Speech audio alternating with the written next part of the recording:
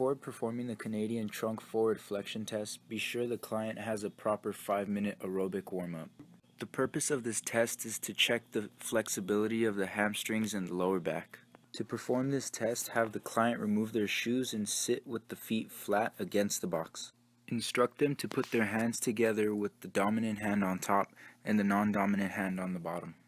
They can now reach forward as far as they can, and be sure to mention to exhale as they reach. They must hold the furthest reach for 2 seconds while also making sure that the knees are not bent. The client's reach length will then be taken in centimeters, and they will repeat the assessment one more time.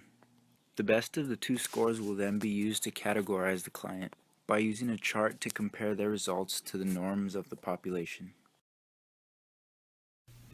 The YMCA Sit and Reach test is a very simple and easy way to measure someone's flexibility. What you will need to complete this test is a yardstick and some adhesive tape. To prepare for this, what you're going to do is place the yardstick on the floor with the 0 mark closest to you. Tape the yardstick into place at 15 inches. Next, you will ask a friend to help you keep your legs straight during the Sit and Reach test. However, it is important that he or she does not interfere with your movement. Now that we have the test set up, we're going to go ahead and warm up properly. A warm-up can consist of a fast walk, jogging in place, cycling on a stationary bike, or anything else in that nature. Now that your body's all warmed up, you're going to go ahead and take your shoes off. Next, you're going to sit on the floor with a yardstick in between your legs. Your feet 10 to 12 inches apart, and your heels will be even with the tape at the 15-inch mark. Next, you will place one hand over the other. The tips of 2 middle fingers should be on top of one another. Slowly stretch forward without bouncing or jerking, and slide your fingertips along the yardstick as far as possible. The greater you reach, the higher your score will be. You're going to repeat this 3 times and record your best score to the nearest inch. Now that you have your highest ranking, you're going to go to a chart, look up your age group, and determine how well or how poorly your flexibility is.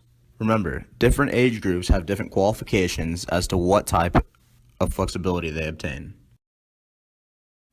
The Thomas test assesses the flexibility of the hip flexors. These muscles tilt the pelvis anteriorly. An imbalance between these muscles and the hip extensors can negatively affect the functioning of the lower back. The individual will lie in a supine position. They will then bring one leg in the direction of the chest to the point where the lumbar spine is snug to the floor or the table. The leg remaining straight on the table or floor is a leg being tested. If the tested leg remains in contact with the floor or table during this maneuver, the hip flexors of that leg are adequately flexible. If the tested leg rises, its hip flexors are likely inflexible. Data will then be recorded whether the hip flexors in the right and left legs are flexible or inflexible. For the chair sit and reach, the protocols are as follows. The chair will need to be sit in place 17 inches in height. There is no need to remove the shoes. You extend one leg with ankle dorsiflexion. You keep the untested leg flat on the floor. Once that is done, you keep the head in normal alignment. You prepare to exhale when reaching forward. You hold that for 2 seconds. When scoring for the chair sit and reach test, you will take each measurement in inches. If there is a space between the big toe and the fingertips, you will take that as a negative score. If the fingers go past the big toe, you will count that as a positive score. And if the fingertips touch the toes, you will score that as 0.